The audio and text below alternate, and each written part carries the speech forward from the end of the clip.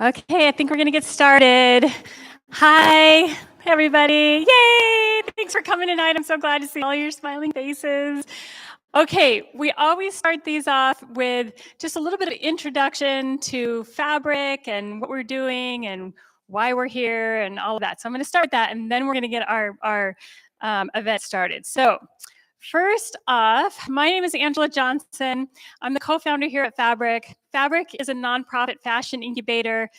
Fabric actually is an acronym. It stands for the Fashion and Business Resource Innovation Center. And we do a lot of things here, but mostly this place is democratizing fashion, which just means we're kind of making it more accessible. This industry is hard to get into. There's very scarce resources. We're trying to change that. We're trying to provide more resources and make it easy for somebody to start a brand who maybe has never done that. Maybe you didn't go to design school. Maybe you haven't worked as a production manager. Maybe you have no idea what grading is or a pattern is or any of those things or tech packs. And you can come here without any knowledge and develop a product, manufacture it in small batches to test the market. You can learn everything that you need to start your business and start a business here. So this is empowering apparel entrepreneurs. And so we're an incubator and an accelerator and a design studio and an academy and office space and event space. And we have events and we have directory and we have literally everything. So this is like a hub of the fashion industry for the modern apparel entrepreneur is what we call it. So instead of a fashion designer, an apparel entrepreneur, people who are starting brands that make cut and sew products. And we use a lot of technology here because technology is key to making this better, to making the industry better. The industry is really unsustainable. It's one of the most unsustainable industries on the planet. That's from overproduction unethically overseas. So if we can reshore and we can make small batches, they're going to be more expensive when you do small batches and you do them domestically. So how do we make it a little more affordable and better?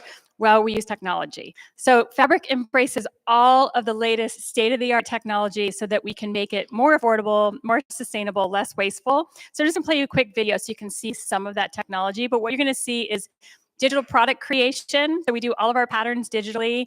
You'll also be able to use that avatar that's created, meaning we make our patterns digitally. We stitch them up on avatars so we can test the fit and make sure, fine tune it, make sure it's good to go before you cut and sew anything. That saves you from making lots of samples and lots of waste.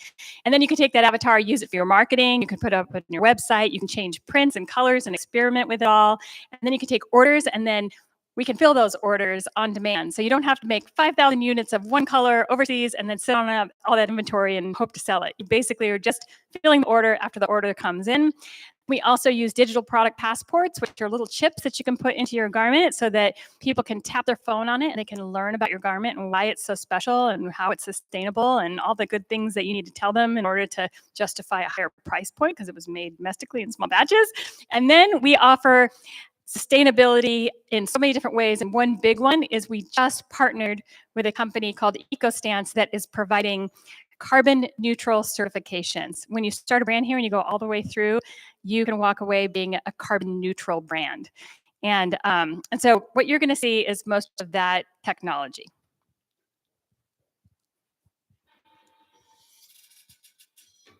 This was Eco Fashion Week last year, actually took place right here. So a print can come from anywhere, any inspiration, and then designing your pattern virtually allows you to be able to stitch it up on an avatar, get creative with your print, and place your print onto the pattern pieces, and then print this on our sustainable printer that can print on any sustainable fibers with eco-friendly, safe, non-toxic dyes. And then cut sew individual pieces as they come in instead of giant quantities. And then use your avatar for marketing. We can even set them into unique settings. If you wanted your avatar walking the beach or something like that, we can do that. That whole that product right there was created by Amelia Walsh, who is a member of our team. She's our creative director. She's the one that you would hire to do your prints and your graphic design, things like that. But she's also a fashion designer. And there's the digital product passport. And so she came up with this concept for this outfit, created the whole thing. That whole process you saw was like a couple of weeks. Normally in industry, it's months to go through that process. So it also speeds up the process. It eliminates a whole bunch of waste, makes it a lot more affordable, and makes it a lot more sustainable. So embracing technology is what the industry needs to do. It's just having a hard time doing it. And that's what we're trying to do here to make sure that we can create a better future. So as a nonprofit, we have a people-focused mission. We're trying to help apparel entrepreneurs by providing them with all the resources that they need and all this cool technology. And then we have a planet-focused vision. So we're trying to change the way the industry is so they'll adopt all this cool technology and to be able to make a more sustainable industry out of it. So a bigger vision to kind of put Arizona on the fashion map and make this new headquarters for, the way things should be done, because, the industry is kind of old school and it's stuck in its old school way. So we can do it from scratch the right way. And as a nonprofit, we've given back $13 million worth of free and discounted programs and services to the community. We give away a lot of free stuff. Like if you're running a business right now, you can put your business in our business directory for free. And that means you have a link from our website to yours, which is great for your SEO. But it's also good advertising for you. Everybody in the audience, if you don't have a business and you want to support local businesses, go to the directory and you're going to find them there and you can go buy from them. You'll also find hair salons, hairstylists, makeup artists, boutiques, all kinds of fashion related things in there as well. We have an events calendar that's free. We have job classifieds that's free. We have a free sourcing library. I get $5 consultations every Friday.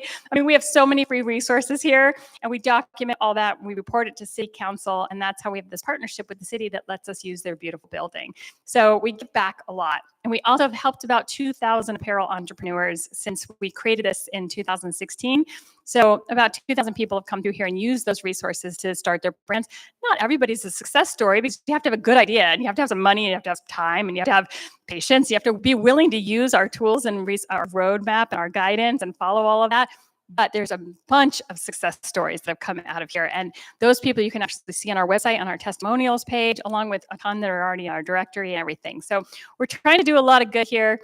And all those free benefits are available on our website under the community tab. So go to fabricincubator.com and you can add yourself to the directory, find a job in our classifieds page, find events to attend that are all over the valley, but also all the industry events in New York and LA and stuff are on there. You can share your own event with me and we'll put it up on there for you. So it's free advertising for your events. All kinds of things. So go to our website, everything is on there. We also have a roadmap. I built a roadmap that guides apparel entrepreneurs through every single step that it takes to start a business, brand it, develop a sewn product, manufacture it, sell it, and even have or participate in fashion shows and understand technology. Each of those steps of the roadmap is built out with like hours of video lessons, all kinds of downloadable content, resources pointing you in the right direction, links to the things that I learn every day. I add to it, add more and more content to it, and it just keeps growing. So people that are working with us go through the Apparel Entrepreneur Roadmap, and they go step by step, step by step, and get their way through each one of those things using that. And we scholarship people into that. We want to help people who are at a disadvantage. So minorities, veterans, people with disabilities, and people who have a financial need usually get some sort of assistance through this, so they don't have to pay for this kind of education that's valued at about $70,000. Now, one of the cool things that we do every year is we have Eco Fashion Week. And the reason that we have Eco Fashion Week is because we want to give lots of free opportunities. And one of the things that happens is when people have clothing brands, they think they need to be on a runway show immediately. And they spend thousands of dollars to participate in fashion shows or to create their own fashion show. And they run out of the money that they actually need to actually manufacture their clothes. So we thought, well, if you want to be in a fashion show, let's give you a platform. So we create Eco Fashion Week every year, and it's free for you to participate in. If we charge anything for any of the events, it's like $10 or $100 or, things like that, not thousands of dollars. So it's coming up. It's in April. It's always over Earth Week during April. And so it'll be April 19th through the 26th or 7th or something like that. It begins with Refabricate, which is upcycled denim show. All of you that are designers should be in that show. It's $10 to be in the show. It's free if you're a student. You get to upcycle denim. If you win the competition, you get to be in Green Living magazine, and you also get $250 in gift cards from Tempe Marketplace, and you get the Runs with Scissors trophy. And so the honorable Runs with Scissors trophy. So that would be a great way for you to get your toe in the water if you're a student, or show us what you're made of if you're an established designer. We also have our behind the scenes during Eco Fashion Week. That's going to be an amazing panel discussion with experts from all over the industry. We're all coming together to talk about sustainability and the things that you can do to be better consumers or better business people, to be more sustainable. We also have an event during Eco Fashion Week that is a pop and swap. And so if you're a brand and you want to sell product, if you're sitting on inventory right now and you want to sell it, be part of our pop and swap. It's the pop part, it's the pop-up. You can actually have a table and sell your product there. It's only $100 to participate in that. Most things like that, vendor opportunities, are a lot more money than that. So we try to make it really affordable. And then the swap part is a clothing swap. So you can actually bring your clothes and swap them out for free for other clothes and with the community. And then the final event during that week is our, usually we have one big like fashion show, and this one is and it's always a fundraiser, and this one is a fundraiser that's a partnership with Ballet Arizona. Ballet Arizona gave us a whole bunch of their costumes, and then we selected 10 designers from the community. Each one got one costume, and they also get 3 yards of fabric that is sustainably printed, so they get to design their own print it on the 3 yards, add to what they got from their costume, and redesign the costume with using that yardage and something else. It's going to take place at the very last day of Eco Fashion Week, and it's going to be at a private residence in Paradise Valley. It's going to be a high-end, like, tea party, basically. So it's a little bit higher price ticket than we normally do, but it's because it's a fundraiser for 2 nonprofits. So come to it if you don't know how to sew, or, actually it's too late to participate as a designer. Come to it. There are a few people in the audience that are actually participating as designers. So I'm going to call you out right now. Stand up if you are actually one of the designers in the show. I'm looking at you two ladies right now. If you are a part of On Point, stand up. Gail, you guys stand up. Awesome. Okay, so you're going to see these looks on the runway, and then if you are part of Refabricate, I don't know. We do. You're going to be in Refabricate. Was there somebody else in the audience that's part of Refabricate? Okay, stand up if you're going to be in Refabricate. So there's a couple more designers that you guys are going to see. That's right, that you're going to see in Refabricate as well. Yay! I'm so excited for you guys. Thank you for participating. And the rest of you should attend all of these events. All right. Well, now we're going to get down to the nitty gritty here. The whole reason that you got, oh wait, one more thing. One more little housekeeping business before we get down to the nitty gritty. We not recently, 2 years ago, moved into this building from our original building, which is next door. And we've spent the last 2 years kind of moving stuff over and keeping the old building going because it was our event space. And we rent it out, and that's how we generate income for everything that we do.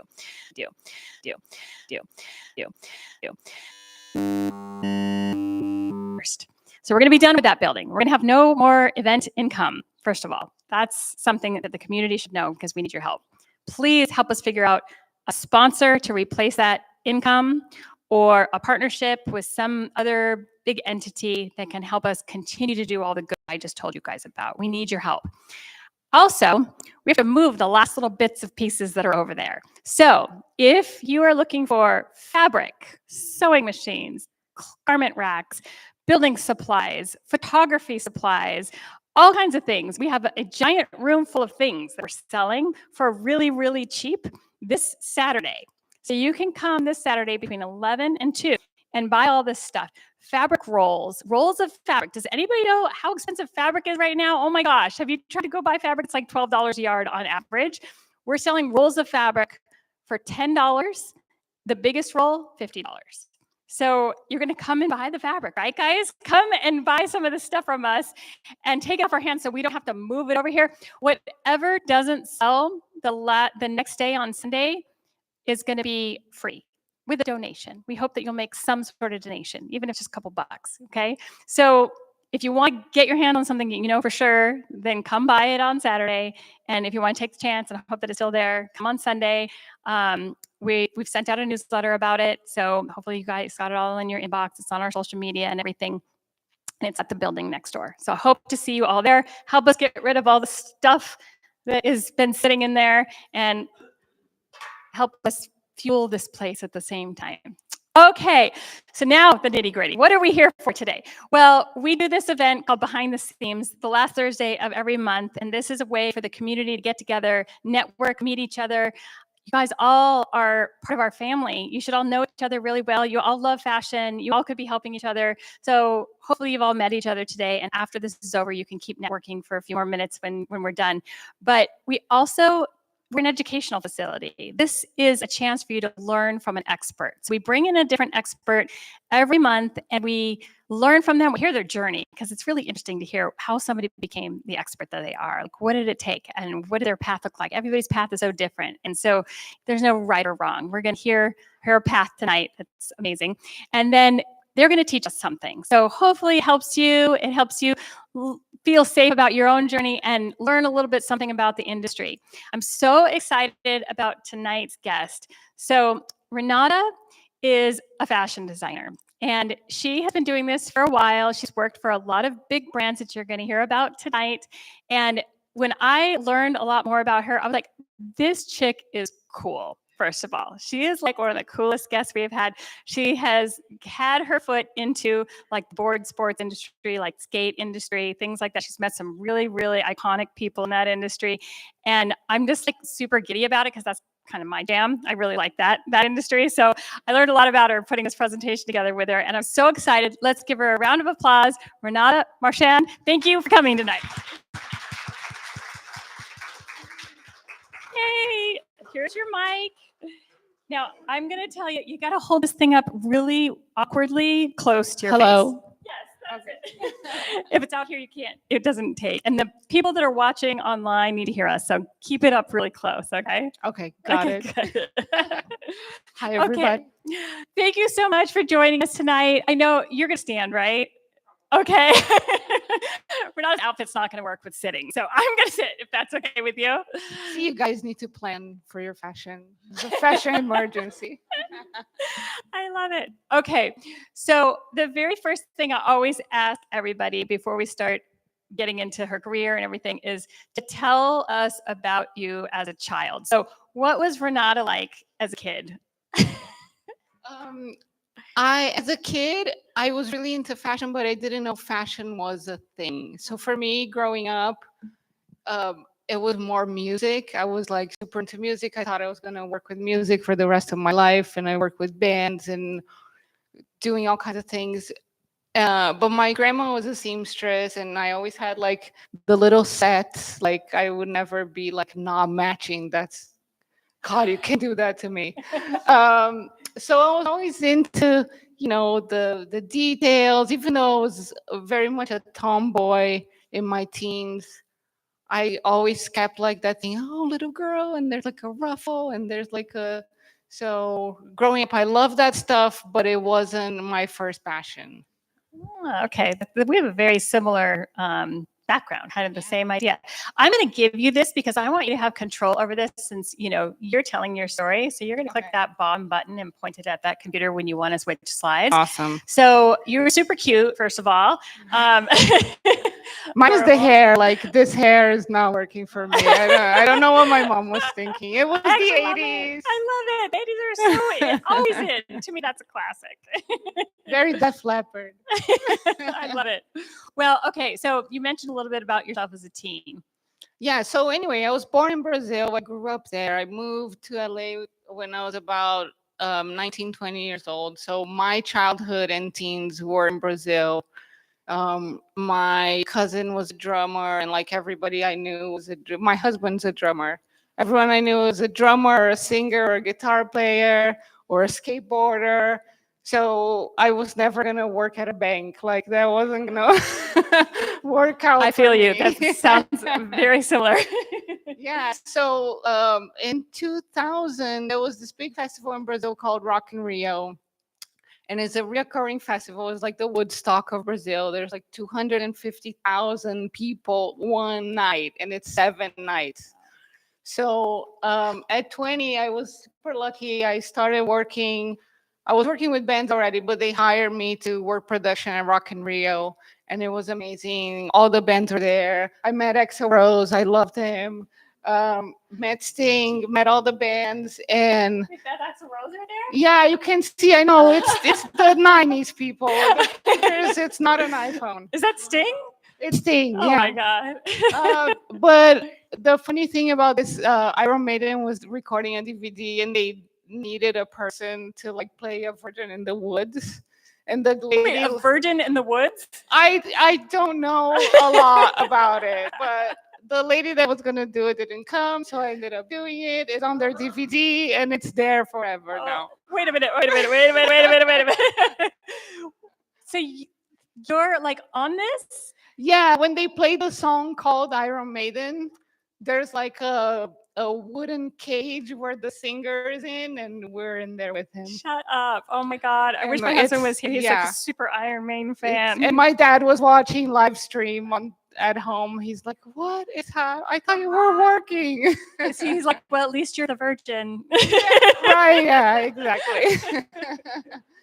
But yeah, so this was right before I moved here, and so I thought I was gonna go straight into working with music over here. I brought a band from Brazil, and when I got here, used to work at the Viper Room, and at the time, the Viper Room was like all the rage. Yeah. Johnny Depp used to own it, and it was like everybody in there was somebody. It was the Chili Peppers, and Pamela Anderson. If you're super young, you might not know, but she was super hot. And Wait, what year are we? Are we like mid 90s? this is 99, 2000, 2001. Got it. Okay. So it was like the high, like Pink would be there, and it was really fun. It was a good time. I brought a band from Brazil, so I got them signed to Geffen, and we did the whole like playing everywhere, San Francisco, New York. We played CBGB. I told you about CBGB is like this iconic punk rock club in New York City that became a John Varvatos store. Yeah. But it's where all the bands started, like the Ramones and Blondie used to play there, and everybody who was really cool. So that was amazing, and I thought I was gonna do that forever, but you know, living on the road, like out of a bag, was like as you get older, it's just not as much fun. And in the beginning, like traveling, you're like, yeah, I'm on the bus for 10 hours and it's gonna be awesome. And then you get someplace and you're like, oh, this sucks. My back hurts. I'm only 20 and I feel like I'm 60. So it got old really quick. And I was like, you know what? It's time to like move on and go to school. What were you doing with the bands? Like, what was your job? Managing. So I would book show at this time. More managing, so Got like it. booking shows, driving them, making sure nobody's like too wasted to play, and making sure we get pictures, making sure I'm the designated driver, and I sell records, and I talk to somebody who's gonna put them in the radio and the magazine, and That's like awesome. all the fun stuff that Yeah. they don't want to do. It is, and it's nonstop. Yeah. So you never have and it's a lot of late nights, which I used to love when I was younger, and then later I was like, it's 9:30. I'm gonna go to bed with my cat at the time. Now my husband and baby. And the cat? No. Yeah. But yeah, so you're doing these jobs, and I used to do also like a lot of extra work for film and TV. It's just a way to make a quick buck, and LA a lot of people do it. Like you sign up with Central Casting and you call every day and they're like, we're looking for someone like this and that and the other for Superman. It shoots tomorrow downtown, and you like plug your information, they call you back or they don't, but you're like go and work and it's $100 and there's You stand there for like service. 16 hours. Yeah, you're just like sitting there, and then you're in a scene for 2 minutes, and then you have to wait 6 more hours, and you're like, you can go home. And you're like, oh, but you get paid and you eat and you meet a bunch of people. So it was really fun. It was definitely like an experience. I would rather be doing that than I don't Waiting know. tables or something. Yeah, it's just different, you know. And then sometimes I'll be watching like My Name is Earl, which is an old like TV series, and I'll be like, oh my god, it's me right there. I remember that scene. It's like, oh, party, whatever.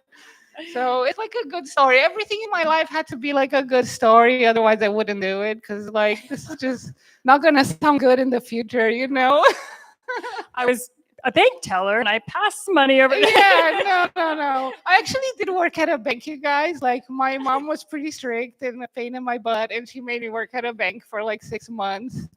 And it was a French investment bank, and I had to wear a suit, and it was like doomed from the beginning. This is But so funny. Like all the things that you're saying resonate so much with me. I worked in law firms for a little while. I kept getting sent Same. home because I wasn't dressed okay. yeah. But same idea. I'm like, I can't Yeah. do this. This is not me. You know, I need Yeah. to do something a little more I turned entertaining. 18 when I was working at the bank, and I remember the day I turned 18, I went and I got a gigantic tattoo. And everybody at the bank, this was like 1998, and everybody at the bank was like, she's like not okay. Like, because girls didn't have like big tattoos in the 90s. It And was back like, then, you couldn't even have a tattoo at the bank. no, Yeah. hell no. Yeah, no. But yeah, Different world. I did it. Then I got fired. The end.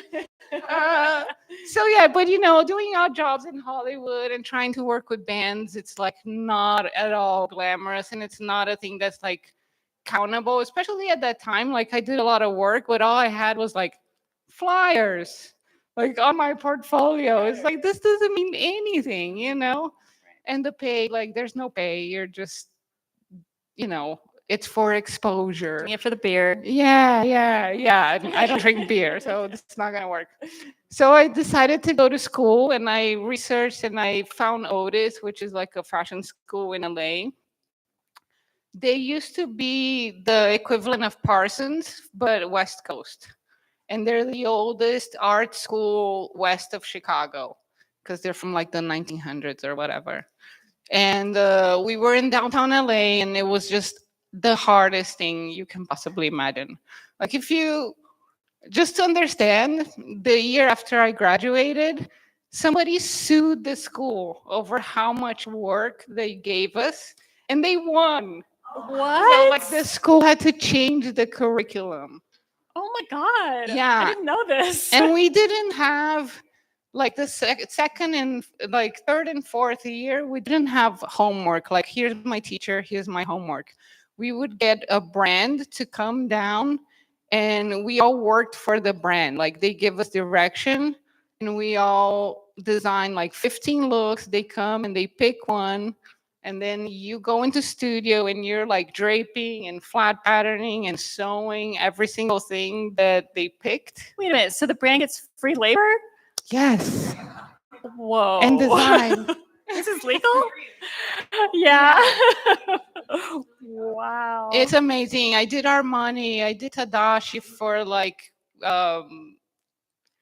dresses and night dresses and stuff like that. But I did a project for Hurley that was really successful. And by the way, I just have this here because I wanted to talk to you guys about mood boards and like kit of parts when it comes to like fashion. When you're a young designer and you're putting, even when like whatever age designer you are, when you're getting inspiration, and sometimes you like go to a store and you see like a button or fabric or a picture, and these things like start, you know, brewing your ideas and stuff like that. So like for me, mood boards and boards with like parts and things and fabrics and treatments are like always the first thing I go for. And this is like the solid base for anything that you're gonna make. So whenever you have an idea, like now I'm doing a baby room, I have a mood board for my baby room. Of course you do. It just goes on and on, but it just makes work so much easier because when you're designing like a big collection, and let's say you have like 60 pieces, you have to know like things can't look the same, but they also have to have like a thread of Underlying, commonality. like familiar similarity with each other. Yeah, and things like this really help like keep you in track. They really help when you are presenting, like let's say you're working at Hurley or Barbie or whatever, and you have an idea, you go over there, present. Like presentation is everything. I'm gonna get present it right, even if the person like I don't like this at all, they'll do it. Because you sold it, you know? Yes. And you know what? Another tip about mood boards that I found was really helpful is try to think outside the box about what you're inspired by, because the typical thing, it doesn't push your creativity. So if you're like, oh, my mood is going to be summertime or whatever, you know what I mean? Like, come up with something fully unique and different and really push yourself a little bit to come up with that inspiration. And then it'll pull out some ideas that you maybe never had. So instead of summertime, maybe it's the study of insects or something like that, something gross or something that you're turned off by, something that's going to push you a little bit to think differently. Or something very specific, right? Because that's the thing, like working as somebody who's hiring people to work for me. Like when I was starting at Hurley, it was one thing, but even then, when I went to school, I was already like 29, 30, so I was like older. And before that, with all the bands, and I always had like a big passion for movies. So I really I watched everything. I'm talking about like silent movies and like movies with no people or dialogue, and like hand painted movies Eraserhead. and just anything, like anything. I'll watch anything. I watch Real Housewives of wherever, but everything is fashion. Everything is like behavior, is lifestyle.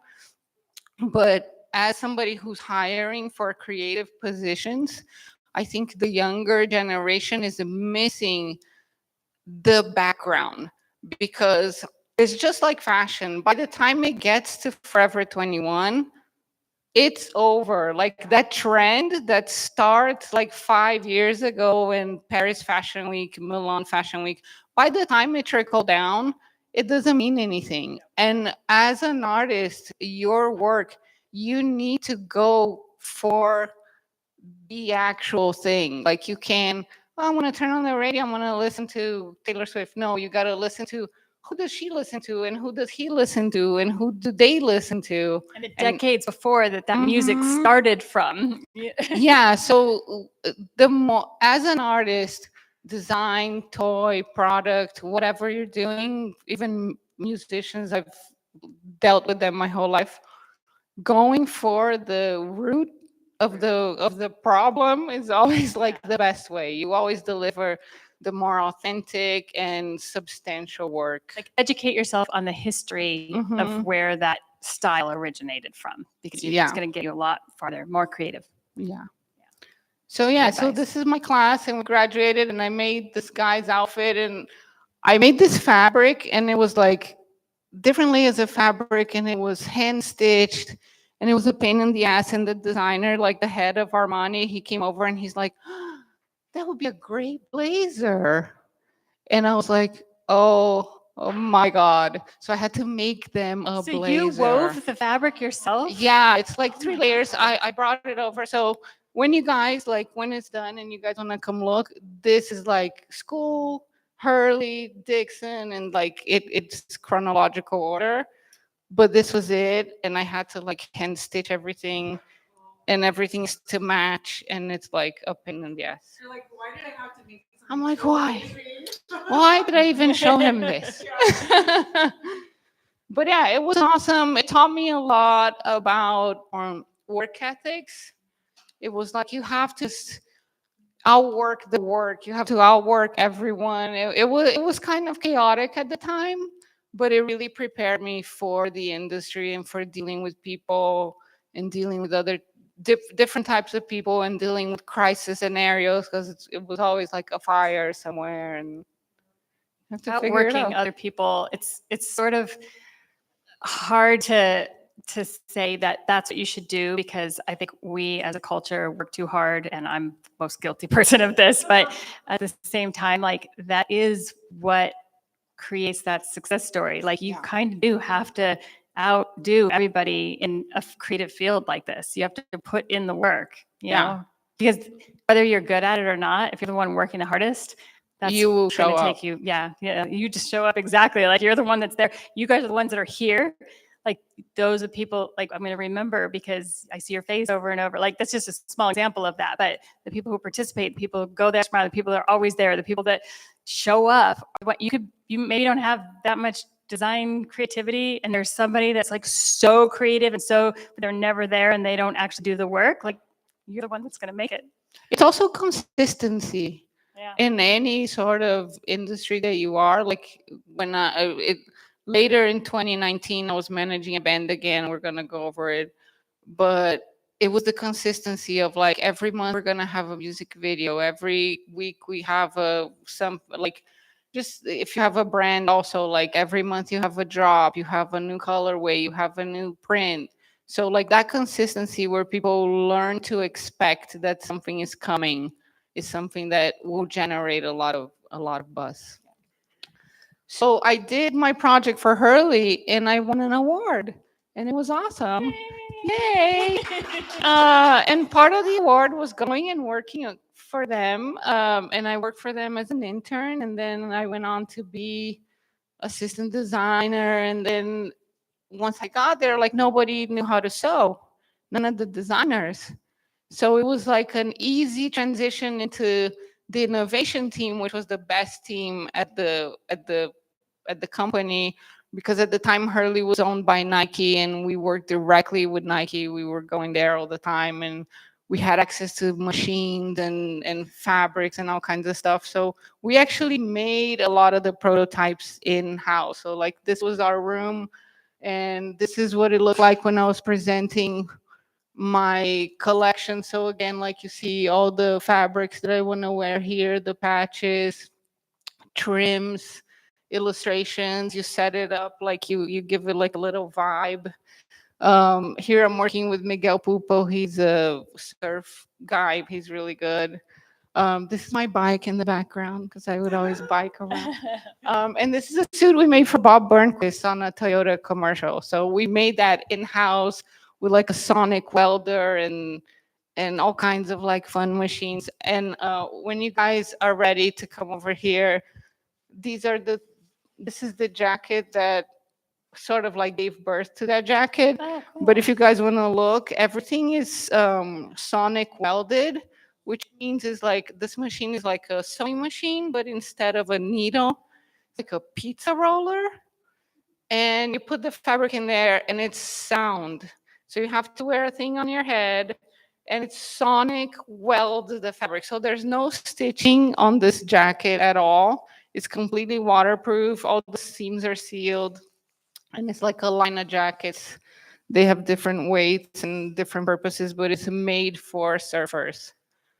So when you designed for them, did you actually, since you did know how to sew, did you actually have to like get in there and sew the things yourself? Yeah. So in our room, we had like the sonic welding, the regular machine. We had You like a got to heat operate press. the sonic welder. Oh and yeah, everything? all the That's time. awesome. Yeah, it was my Wow. favorite. Yeah. Cool. Especially if people were like coming around to visit, I'd be like, "Way!" and it's like a noise that will make you like it's like nails on a chalkboard, and people will run away. I'm like, yes, goodbye. Don't waste our EC opening the door. No, it was awesome, and again, working for a family business, it's just the best. Um, I hate to see, Nike eventually sold Hurley, and they sold it from under the family. So, like, if you guys ever build a business, don't sell it. Don't partner with the big company. Don't, every business that I've worked that has like a board of directors or like a shareholder, investor, like if it's a creative business, Loses the it creativity. loses because marketing then is calling the shots and it's numbers. And especially for fashion people don't understand it's art. Yeah.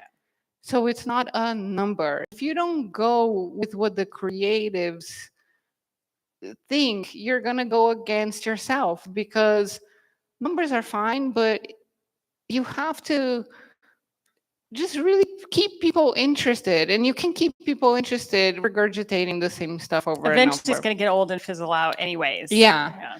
So it's a problem. It's always a problem between design and marketing. Like that's always like the Yeah. people that hate each other. But it's also a thing that everybody wishes that they could get like a big investor or a big, partnership like that. But when you do that, you kind of have sold your soul in a way, like not the VC capitalists, they need a return on their investment very, very fast, which requires you to just do all kinds of things that we lose all that authenticity and the creativity that you originally started with. And it's all about how quickly can we get our money back. And it's not a win. yeah. It's sad. Don't do it. But it's also like same things work for bands because bands are like, oh, I want to get signed and then I'm gonna have a record label and I'm gonna be a millionaire. It's not how it works. Like when they give you money, it's you owe them. It's a loan. So you have you have to work your ass off on the road to pay them back and you probably still owe them later. So by the time for a band is the same thing. By the time you grow your business to be the size that somebody with a lot of money wants to buy it, you've done it. Yeah. Like you did the hard part. Just like Keep it cruise. going. Yeah, keep it going. Because then you sell it and they destroy the business. You don't have the business. They don't have the business and it's over. Right. Don't do it.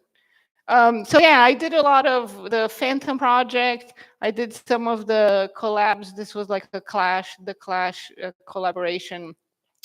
I did something really cool. That was the skirts that were board shorts for girls because it's like we're girls. We don't want like a baggy board short. Like why can't we have something cute that has, The same look. protection underneath and whatever? But um, it was really cool. And Love Shack Fancy just did a collab with Hurley and they used this piece. So that was really That's cute. awesome.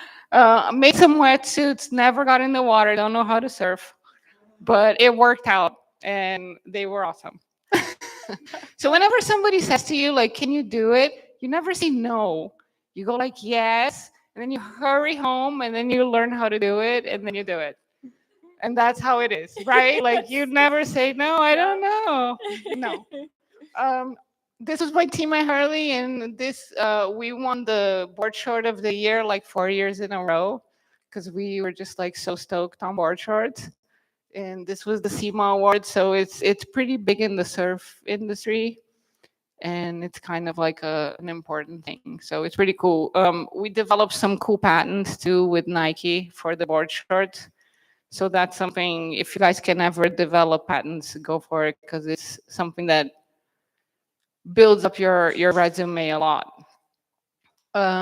Some sketches that I did for them. A lot of the stuff I would just like, why don't we do denim? Like we're just doing like, why don't we do something cuter? And that's the problem with me. I'm always pushing for like, why aren't you doing this? Like I want to do this other stuff, and then. But it's good because you grow the business that way. Actually, go back to that. This is a good teaching moment. So what you're looking at, if you're new to fashion, the bodies there, those are croquis, and then the garments are flats, and the flats are the engineered drawings the blueprints that are needed so that a pattern can be made or the thing can be costed and figure out how much it's going to cost, and all the details are there, and that's what ends up becoming the garment more than anything. The croquis is just there to kind of sell the idea, to say this is how it's going to be worn, this is how it's going to be merchandised, the styling of it and things. So more importantly, learning to draw flats is like way important because that's the technical, that's the design, that's a real like detail of the thing. And your flats, like this is something that I got like beaten over the head with at school. You really need to like romance your flats. Like it's not you don't just draw the stupid flat. Like you draw it, then you shade it, then you come in with like a harsher line, and then you add like a crease, and then everything that you add to your flat is gonna give it like a touch more of reality, and people are really gonna be like, oh my god, like I can really see it, like because usually you're dealing with people who have to see something that's ready. Like us as artists, we can see like a piece of paper in the ground and be like, oh my god, Colosseum. Yeah.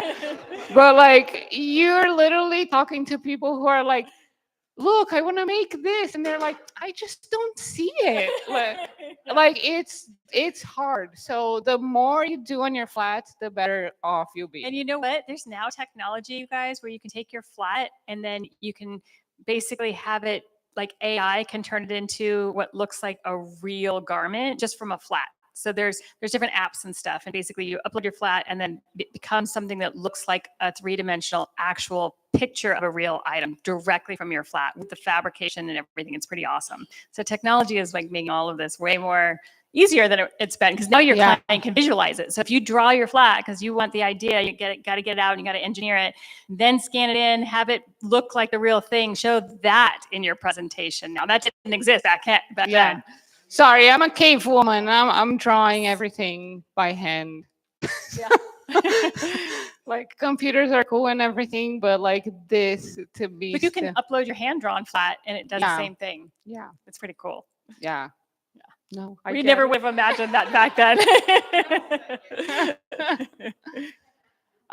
So then I was at Hurley, and when I was at Hurley, I was part of the aluminum board for Otis. I represented fashion, and there was a friend of mine who represented toy. He was in toy design, and he used to be the art director for Hot Wheels at Mattel.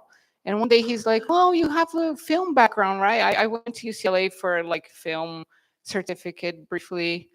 And he was like, "Oh, you have fashion. We need somebody like you to do the art direction for Barbie content, and it's animation. Like I know nothing." Always say yes. Exact.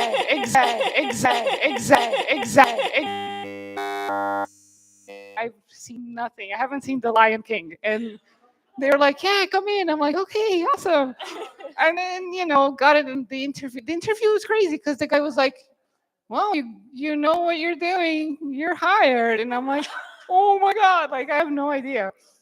So again, like starting from day one, like going into meetings and looking at these models. When you're working with animation, like CGI, there's all these like gray models, and you have to fix this and that. Like it's a lot. Like it's a lot about like 3D modeling.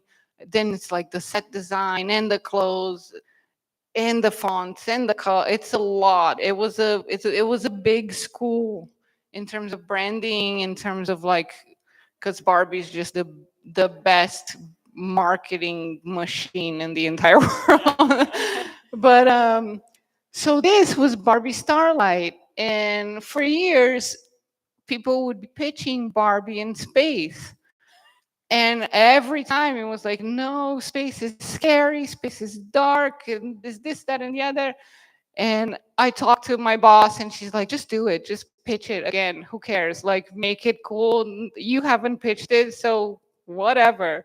So I pitched it, and we made it because I made a color story that was like Oh my not gosh. scary, So and it was beautiful. fun, and it looked exciting, and it was girly. Like every time you're putting together your inspiration, really like spend the most of your time on your mood boards, because that's gonna be what's gonna sell. So this was like a big win for me. There's another project that I did for Mattel. I did like 10 or 11 movies and then some series. So how much of I want to get to know a little bit more about the detail about this. Like, Yeah. did you just work with the animators and explain what you wanted? Like, hey, I just want this to look like this, pull up inspiration, and then they created it, like did all that, like Yeah. however they do that. I don't know. Yeah, so I'll show you guys. There's something over here. If you guys want to flip through this book later. So We could pass it around if you're okay with that. yeah, when we did the Dreamhouse Adventure show Here. on Netflix, I created that show from scratch. So here you can see like a lot of things that this is kind of like what came back from the studio. So I'll send everything they want like on a list and as many pictures of inspiration as I can, and then the studio will send passes and you say yes or no, or you draw over it or recolor. So like over here you see like every piece of the house. This is what the studio came back with, and then the cast of characters, a mood board for every character. I'm trying to figure out if I have a, because sometimes in some of the, oh, here. So like this is what I sent to the studio. I'll send something like foyer, and then I'll break down everything that's in the foyer. Like the stairs need to do this, the clock needs to do that. I want this kind of pattern. Study room, I want like a big wall for all the fun things. I want this kind of table. And this is almost like a guidebook. It's like a style guide for the studio. Gosh, down to the utensils. Every single thing. So great. Yeah. So a lot of my work, like the biggest bulk of my work, is pre-production, because you're literally picking like every single font and thing and pillow, and it's important. I mean, it's Barbie's house, and it's So got to be awesome. fun. So if you guys want to flip through this, it's very informational. Then you can see the original drawings I did for the outfits over there, and then some of the dolls that are wearing it. Yeah, and awesome. it was awesome. Wow, that would be such a fun job. So Basically, like an interior designer for Barbie. for Barbie. I mean, come on. I was there for about 5 years. We did the Barbie YouTube channel, like her vlog, and I won a little award for that, so that was awesome. And I had nice pink hair like your daughter. And then, it fried my hair, and we started all over. When I left Mattel, I was on a kick doing content. My husband is a drummer, and he had like this really cool band. What was his band? It was called Sway. And I decided I was gonna make music videos for them because I love music, and I went back into managing them and was booking all the things and recordings and whatnot. And we recorded at Tommy Lee's house, the house where he recorded the video with Pamela Anderson. If you know, you know. Oh my god! Actually, when I had my brand in the '90s, Tommy Lee and Pamela wore my stuff too. Oh, So there's another nice, connection. yeah. 1 degree of separation from Tommy Lee. I don't know if I want that. Has to be like 15 inches of separation at least. Oops. Sorry, guys. There's one kid here, and she's out there. So yeah, but I did a bunch of music videos. You guys go to YouTube, go to my channel, Renata Marchard, and you'll see them there. And it's so fun. It was like probably the hardest work I've ever done in my life, because you're like finding location, you're finding a director, you're telling them everything that you want, you're finding a lighting person, you're renting all the equipment, you're doing all the contracts, you're casting, I did all the clothes. So it was like a lot. I drove, like, this video is in an amusement park, and I dressed the girls to be the guys. So I literally made their tattoos just like every guy in the band. And then I drove everyone in a bus. It was awesome. So it was a really good time, but do it when you're young, because it's not worth the time. But yeah, check out the music videos. They are really, really cool. The songs are really cool. You guys are here. You made it. So there's a pile of CDs there. If you guys want it, take one. If we run out, I have more. That's awesome. Yeah, but it's CDs. It's like prehistoric. Then we moved to Arizona. COVID hit, and I wanted to get out of LA for a long time because it was crazy and traffic was insane, and I just hate traffic. So we moved out here. So that was 2020? 2020, yeah. Okay. Summer 2020. Everybody. 20 years earlier is when I made my move from LA to Arizona. I was Wow. 2000. Yeah. 2001, something like that. That's when I made my move to LA. And then I'm chasing you. So I got to Arizona, and I'm like, where the hell am I gonna work? Like, I have no idea what I'm gonna do. And I started like sending my resume everywhere, and I found Dixxon. Like, I don't know, it was like meant to be. And went in there, and it was like love at first sight. I've been involved with music and motorcycle and bad people all my life. So it was like she didn't mean that, Dixxon. Maybe I did. But it's good. Everyone's bad. Bad girls go everywhere. I don't know. But it was awesome. We had a really good time. Like I said, I have a thing for movies. So at Dixxon, we do a lot of flannels that were like, oh, this guy wore this in the movie. So we make the exact pattern like this guy. That's awesome. It's a movie called They Live. It's really cool. And the flannel's right here too. So it's cool because we got to design labels and we got to design other kind of stuff. Like this is something that I designed for them. I was in charge of, when I got to Dixon, they didn't have a women's department. They had something called Vixen. They were trying to do like leggings and stuff like that, and some shirts that had like weird graphics. But when I got there, I was like, why are you giving women Vixen? Like, it's just you guys, like always with the second thing. I don't want a Vixen, I want a goddamn Dixon. Like, I'm not inferior. I want the same cool thing. So I had them like kill Vixen and started from scratch with Dixon Women's. And I did like some crop flannels, did some skirts, like they have party shirts. So I did like party skirts, but there's also like the plaid skirts, did lounge wear, bathing suits, whatever. You guys are free to like come and roam.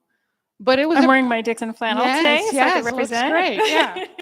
But it was pretty awesome because as a designer, I had never started a women's department from scratch on my own, doing like all the things that like doing active and swim and lounge and jackets and shirts.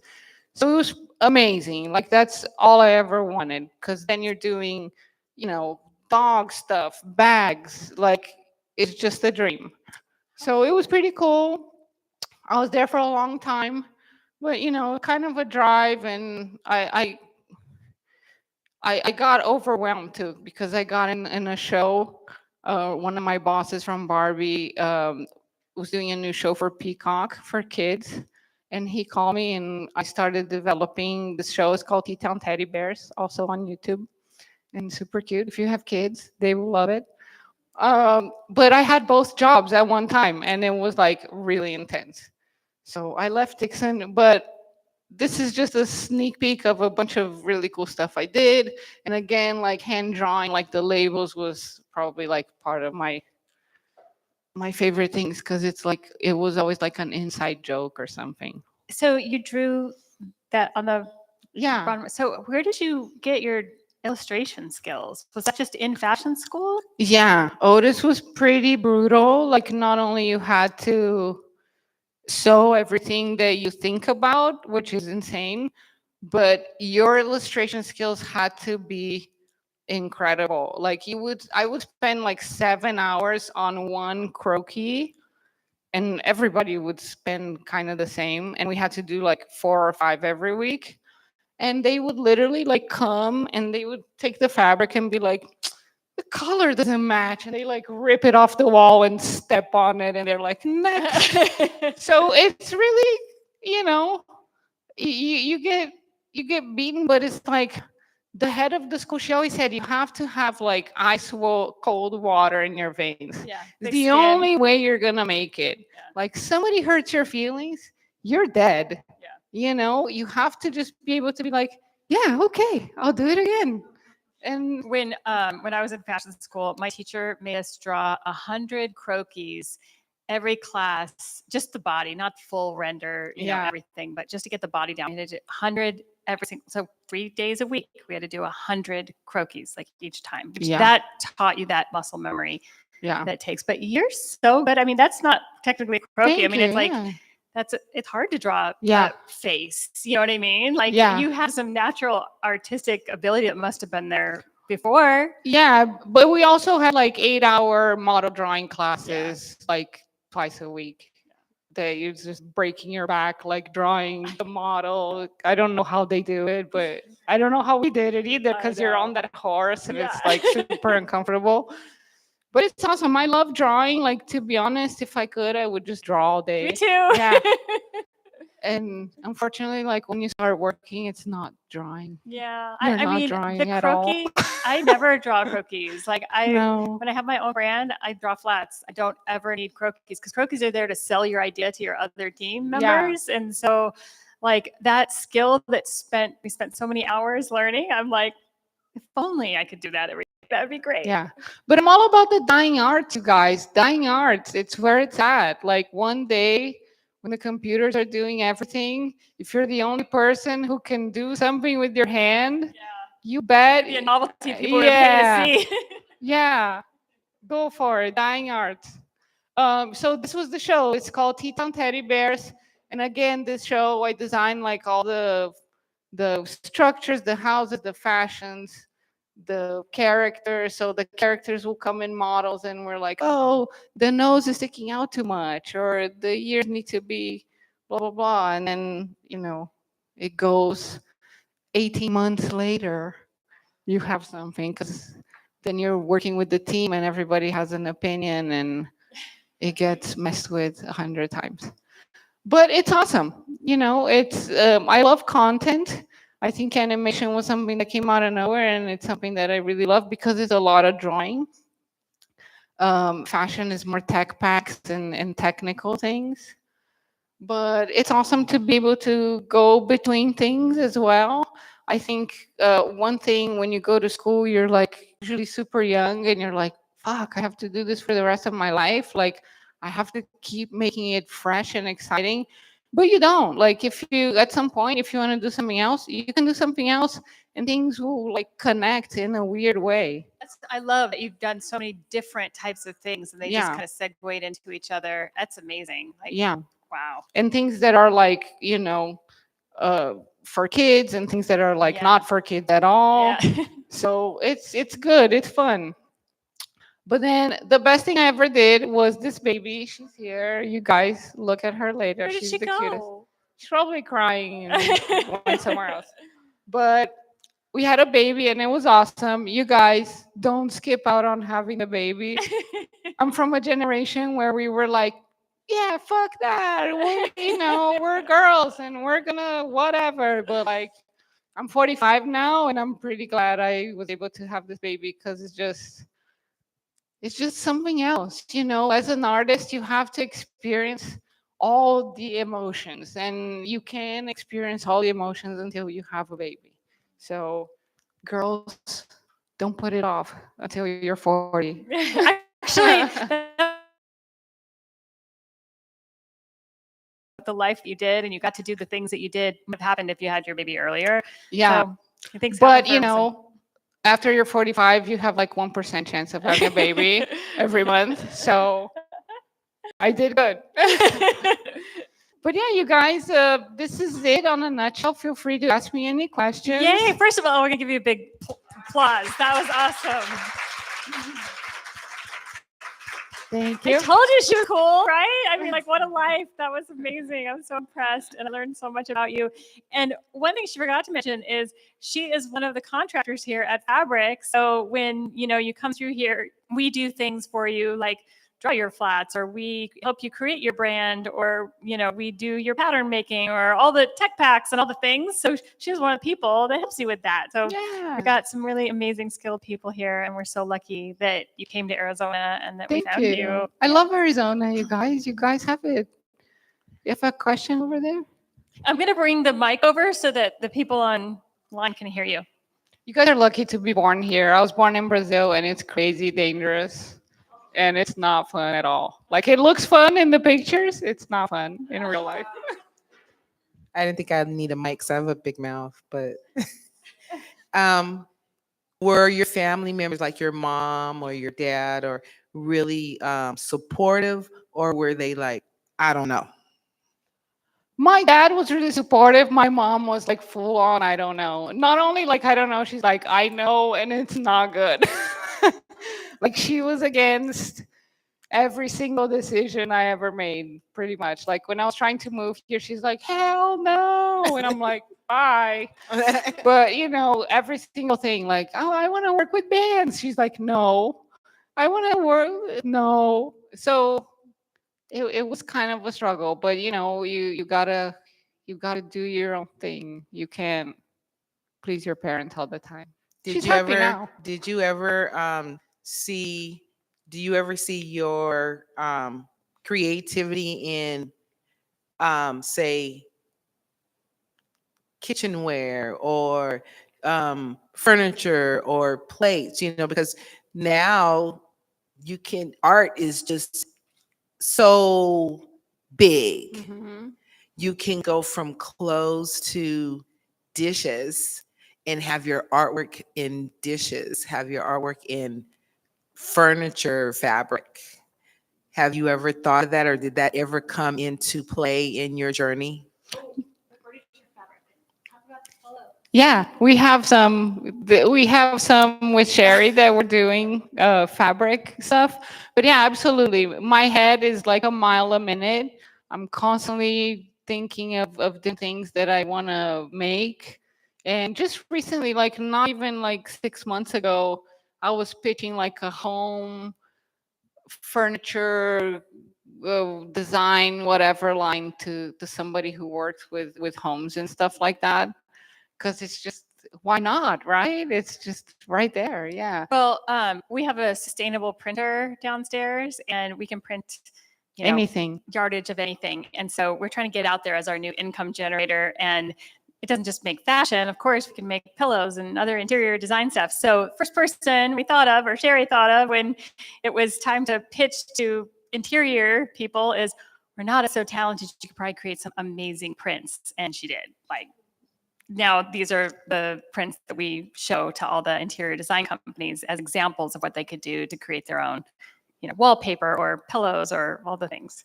Yeah, and sometimes when you're starting out, this is such a good resource for you to be able to, like, you have a place that can print your print. Like, let's say you're doing pillows. Pillows are pretty easy. You can get them in a store at Kierland or wherever, and you can get them in little stores like Urban Outfitters. I don't know, but it's something, and you never know where it's gonna go. Maybe you start making pillows and you make some money, and you're like, oh, I don't know, I'm gonna make some sheets that are like unique, or I'm gonna make. And this is how you grow a brand. Like, nobody starts with like A full collection. like, Hermes didn't start with the Birkin. Like, they started. Actually, I don't know. I'm talking out of my butt. They could.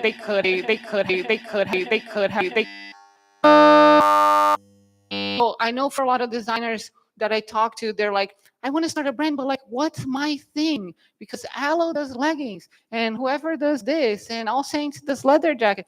It's like, no, no, no, no, no. You're going about it all wrong. Because if you're trying to be like super specific, like, I gotta make this one thing, and like, you can spin that bolt like so long, like you'll never do it. So really, just you think something's cool, make like a small batch, see what happens, get the money from that, make something else. But the fact that you're like getting your name out there, and you're practicing making stuff, because there's no mystery. Seriously, you guys, it's no mystery. You get in touch with the factory. Factories can do like anything. They'll even tell you, like, we have this body, you just like pick a color, we'll make it. Like, it's easy.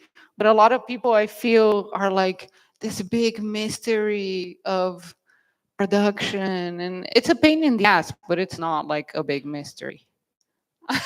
I don't know.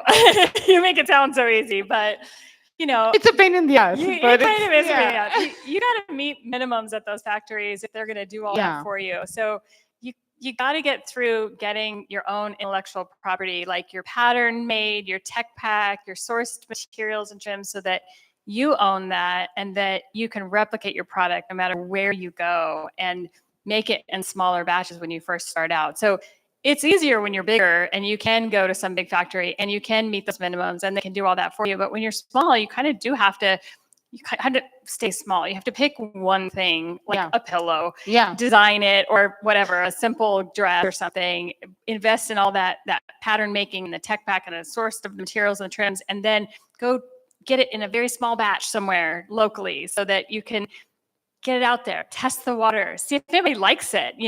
Don't make 5,000, make 100 or Yeah. something. See if anybody wants it.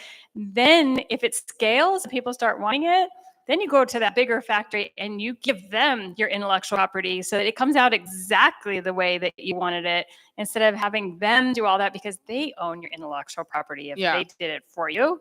So there's a mix of the two. I think it just depends on the size of your company, you know? Yeah, that's why places like Fabric are so important, because it's where you can test the waters. And by the way, you guys, like, failure is not something you should fear. You should fear not failing, because then you're not learning anything. You're just like going with the motion. You have to be able to throw yourself in the fire and be like, whatever, if it burns, and I'll figure it out, because that's how you're gonna know how not to do things. But it's how you meet people, it's how you get experience. It's, Most business people, entrepreneurs, failed multiple times before the one Yeah. thing actually took. So that's how they get it, because a lot of people fail and they stop trying and then nothing happens. Like, the people who succeed is because they, persistence. yeah, they're like, fuck this, I'm gonna make it. Any other questions? Yay. Okay. Coming. That's all I know. I did a study abroad when I was here at ASU. Oh, awesome. I have so many questions for you. Okay, intellectual property. You just mentioned that it's at the top of my head, AI, but you know what? I'm going to go with children. I have 2 little ones at home. Thank you for saying what you just said. I completely agree with what you just said. As a designer, how are you inspired now being a mom? Well, I'll tell you what, my baby's like 5 months right now. There's no way I can work. Like, forget it. Like, there's no way. They poop, they cry, they want to eat. And if you put them down, you're like, oh, I'm going to fold some laundry, I'm going to put her down. Like, they cry. Hello. Like, you have to hold them like basically all day. And I think there's such taboo of like, I'm going to have a baby, I'm going to leave the workforce. Like, guys, we need to like put things into perspective. Like, the workforce is nice, but like, if you die tomorrow, your boss, he's not even gonna blink. Like, they're gonna hire somebody next week. You know who's gonna miss you? Your daughter, your son, your husband, your family, your mom.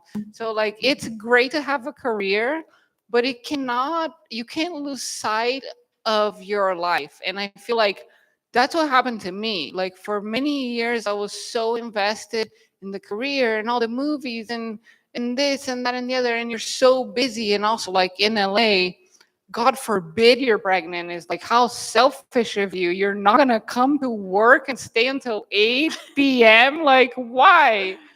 So, Angela knows I've been taking a break, and it's like, it is what it is. I think women need to understand that, like, this is more important.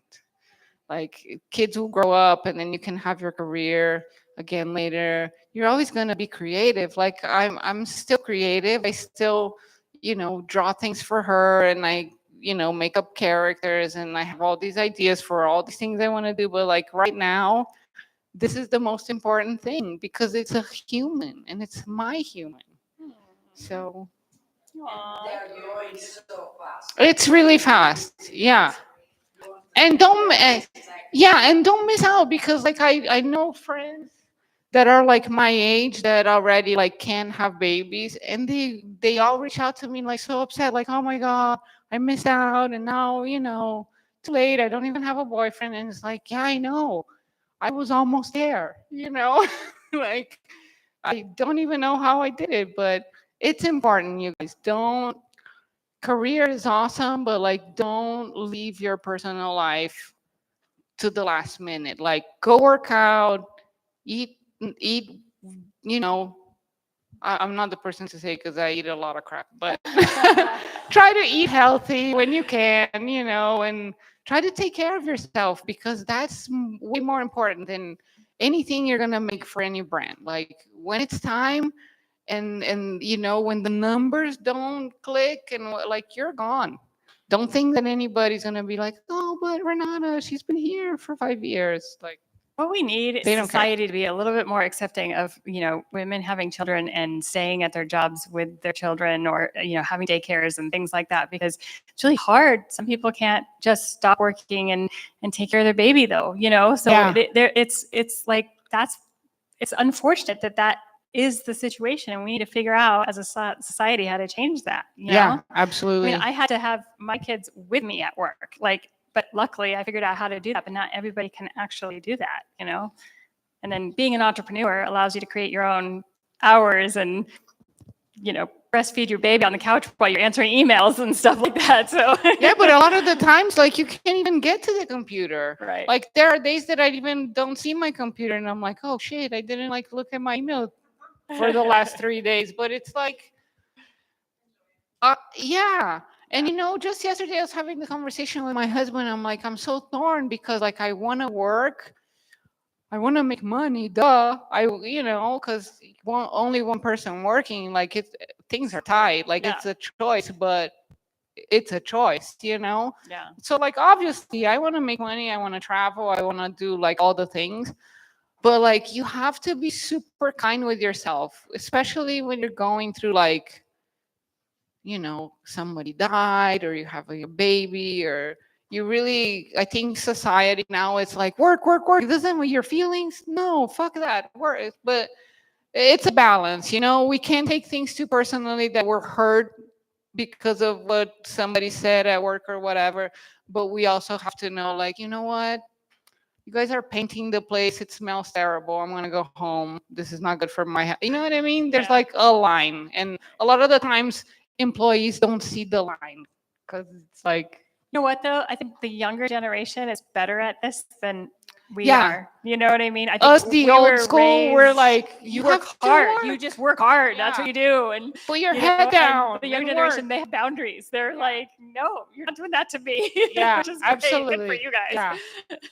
Good for you guys. Yeah. But also not so good, because a lot of people try not to hire younger people. So there's a balance. There is a balance. There's a balance to everything. Question.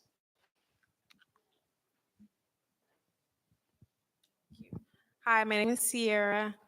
First and foremost, you are awesome. You're such a dope Thank you. individual. But I also wanted to get your perspective on, I work a lot just to support myself. And I've kind of been in the middle of going to school for fashion, going to school for, I started out in behavioral science to become a psychologist. And I just want to get in touch with my creative side. I've always wanted to sew. I've always sketched and drew dresses and outfits, and since a young age. But I've always been an athlete as well. So now I put my spikes on the on the hanger. I'm no longer an athlete, but I just kind of want to get your perspective on how you continue to push forward in supporting yourself, and also kind of getting networking and things like that, and in the times where you were like, well, I have to do this, but I still want to do this, even though I need to do this. Like, how do you continue to motivate yourself and push forward? I think it's kind of like a natural thing. Some people just like can't sit still a lot. I have to say, me. I have to say that a lot of my not sitting still have changed over the years. Like, up until I was 25, like you couldn't find me home. Like, I was never home. I'm not home. What home? I don't have a home. I was always out. I was always, I used to close the Viper room, change the marquee at 3 in the morning, and then I went home, which was behind the Viper room. Like, everybody that worked on that strip, like Whiskey A Go Go, Roxy, Viper room, everybody was at my house. Because, like, the party keeps going. And of course, you're networking, you're meeting all these people. Girl, I'm 45. I'm not leaving my house, like, at all. Like, unless there's food and it's during the day, like, I'm not going. So, network while you're young. I know 100 million people. Like, I keep in touch with all of them. It's exhausting. But this is my networking, because I don't like going out, right? So, like, I keep in touch with all the people that I already know that I networked when I had the energy. but also like you were saying, you have your career in psychology and fashion. So like having a hobby that can make you money is really healthy. So like you can go in and you can study your psychology stuff, but if you as a hobby you're sewing things and you're making prints, you never know what's going to happen. And I say that like in the most broad way possible, in the sense of like, maybe you make a line of something or other that starts selling out on Instagram, and it's like people really like it, and then you succeed. Maybe you figure out that there's a disease, a psychological disease or something with your patients that they would benefit from some kind of clothing. And then you like, there's so many like athletes, medical, these are niches in fashion that are like not explored at like athletes, of course, yes, but like the medical stuff, we're still in the beginnings of like how we can cure people with fabric. Like in the back in the old days, all the hospitals had linen sheets because they believe that that helped heal people. Nowadays is like, I don't even know what they're doing over there. But you know what I mean? Like there's so much to be studied for fashion, fabrics, treatments that could link up with medicine, with well-being, with athletics. So I think every time that you think like, okay, I've been doing this for a long time. I've been working with bands for a long time. I feel like I'm at dead end. At a dead end, and I don't know what to do. I would go for my next hobby. So like I really love clothes, and then I went, and then oh I really like music, and then I went. But every time I never like when I was going to school for fashion, if I would lose interest, I wouldn't leave the school. Like if you are doing something, if you're going to school and you're like, oh, I'm over this. Oh, I hate it. I don't know why I chose this. Go finish and start something else, because you never know how things are gonna happen in your life. It happens. I don't know how to explain. It happened in my life, but it happens in a way that everything that you've been through will come together and will be all the things that you need to have success. You know, I think the whole idea of having like a hobby that you can kind of turn into a side gig, you know, that pays you some money is a big thing nowadays because, you know, with the internet, you can literally create a brand online, create a website in a second using AI on Wix or something. And you can, you know, put everything up on Instagram and stuff. So you don't have to quit a job. You don't have to like go to school to become something. You could just dabble in something pretty easily on your side, on your like free time, like on the weekend or after your job or something like that, and see if it actually turns into something. In fact, every business I ever started was that. It just, I had a full-time job and I just went and did this thing, you know, after work and on the weekends as a hobby, and then it turned into something more. That's the best way. Don't quit your job to take everything you own and invest it in something and hope that it actually makes it, you know. And don't ever wait like, oh, when I have this, I'll start. Like you always be missing something. Otherwise you'll be a millionaire. Like you know what I mean? You have to just, I'm just gonna start. You just Just start. like when people say, don't wait until it's the right time to have a baby. Like, you know, there's never a right Exactly. time. There's never going to be a right It's time. never for you. the right time. You're never gonna have enough money. You're never gonna have like all Yeah. your ducks in a row. Like never. I want to do a little quick shout out because you mentioned taking your passion and whatever you're interested in, trying to figure out how to turn that into something. So my daughter, if you raise your hand real quick, this is Tallulah. So Tallulah is a volleyball player, and she noticed that it was really hard to get recruited. She's a high school volleyball player, and she wanted to go play in college. And it's really hard to get the attention when everybody wants to do that, right? And so she turned that idea into something that now she's doing on the side. And it's basically, she makes armbands that you wear over your uniform when you're playing at tournaments. And the armbands have a little digital product passport in them. And a coach can walk up to you at a tournament and touch his phone on your on your armband and learn about you. Like they can see your highlight reels and your bio, so it helps you get recruited. And this is something she's trying to grow into her business one day, but she doesn't need to quit school and, quit jobs and start just doing that. It's just this side gig that is slowly going to hopefully take off and become the main gig, right? So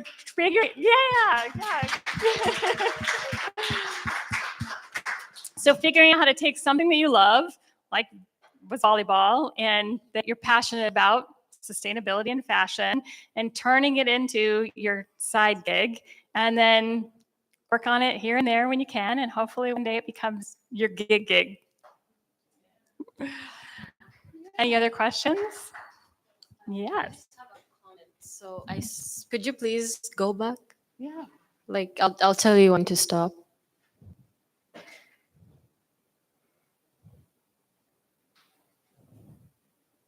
Okay, that one. So when I saw that picture, the one with the award, with the wooden thing, I just could really feel the joy and the happiness. And I'm very big on emotion, and I can really see, and I kind of imagined how it was like in that moment, and how, the crowd, everything, like pictures and, all that. Like I just, like, really, it's all about the small moments, even if you want to make something big. And I just really felt the emotion in the picture. Yeah. Yeah. Thank you. Yeah. It's really nice because a lot of the times our work is just like nobody notices. It's just there. But it's really cool when your peers, especially your peers, because it's people you work with and are in the trenches. Yeah. It's a lot of work, and you just got recognized for Mhm. it. So that's rewarding. That's motivation to keep going. Yeah. Yeah. Haven't you had an award at every turn? I'm kind of obsessed with work. No, an award. She said, haven't you won an award for almost every job that you've had? It seems like you got. Yeah. I get pretty obsessed with work, and I get really into it. It's very Thank impressive. you. Yeah. Especially from some big companies like that. Yeah. And you guys, that's the thing too. Like nowadays I'm older. I don't think I have it in me, the energy to work for these big companies. But when you're beginning, if you can get on one of these big companies, do it. Because that's where you're gonna learn the most. They're like big boats, and you can learn from every position, and it looks good on your resume, and then you can go and do whatever you want. I have a question. So when I was going through all your slides and stuff, I noticed some pictures of an icon of skateboarding world Yes. from Dogtown. Can you tell us a little bit, CR? Yeah, his name is Craig Stesic, or CR Stesic. I was gonna put a picture of him in there, but Didn't make it into the slide. didn't make it. But he's worth it. So he's the guy. I don't know if you guys are familiar with skateboarding. He was the guy. Skateboarding because of him, because he was the guy he was a photographer who was around in Venice Beach in the started photographing guys like Jay Adams and Peralta and all the guys that are like the top guys for skateboarding. And he started Skateboarder magazine. So everything around like California culture, like vintage cars, skateboarding, social distortion, like the whole music, like everything came from Stesic. And I was lucky enough to work with him at Hurley. He was just there as like a creative cloud, Oh, really? but he lived really far, and so did I. So we were both like 7 in the morning. We're the only people there. So it was amazing because we did lots of photography projects. We did lots of like sewing weird things together. He would ask me to do, and of course I did it. And this is something important. Like throughout my career, everywhere I went, I had like a mentor. Like I met someone special, and they were like the person. And through Hurley and years after that, like still today, Stesic is like a big art mentor. And you guys I cannot emphasize enough how special like old people are. I know it's hard when you're You just call them younger. old. Stasik is like almost 80. So I'm telling you guys, there's another guy. His name is Paul Williams. He is a songwriter and he's another mentor of mine. But Paul Williams wrote music for Elvis Presley and the Carpenters and Daft Punk.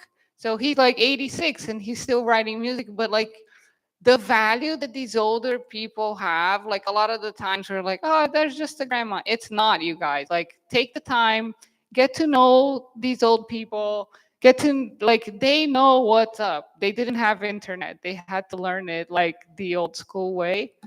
So, like, really finding these people is something that really helped me in my career because It's I back to learned a that, lot. go to the root of the trend, where it Absolutely. started from. Yeah. Yeah. Learn about the OG. All right. Any other questions? Okay, one. All right. We'll do this as our last question.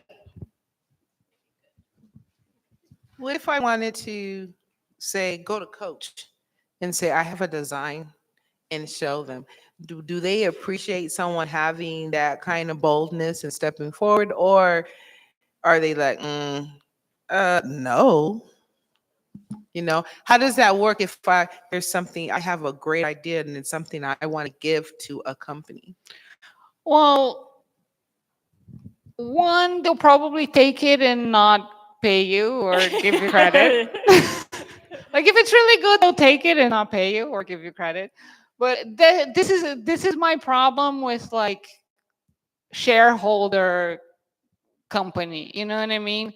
If you send something to a company that's owned by a group of investors, forget it. Like nobody's even gonna open it. Like nobody's gonna see it. Unless you do a lot of homework and you find one person who is in charge of what you want to do and you go straight to them. If you just send With like an NDA. yeah with like timestamps and a letter from a lawyer, preemptive cease and desist. No, seriously, like unless you go to the right person, and even if you go to the right person, you might not hear anything. But if you go like info@coach.com, forget it. You get like, thank you for reaching us. We will talk to you soon, and they won't. But if you go to a company like Dixxon, if you do something for Dixxon and you send it over to them, they'll see it. They might uh, make it. They might take it and make it and not tell you. And, same problem everywhere, right? But it's more likely somebody will see it. So if you guys have somebody that you really like that you want to work with, and it's somebody like well known, find somebody in their team and try to get like, don't go to the person directly, but like go to their team and see if you can get in. But again, a lot of these companies like Coach or whatever, J. Crew, they're all in New York. So unless you're there, they're like, It's hard nah. to figure out who the right person is Yeah. to talk to at those companies. But you got to protect yourself too, so they don't take that idea. Plus, she said, did they have agents for that?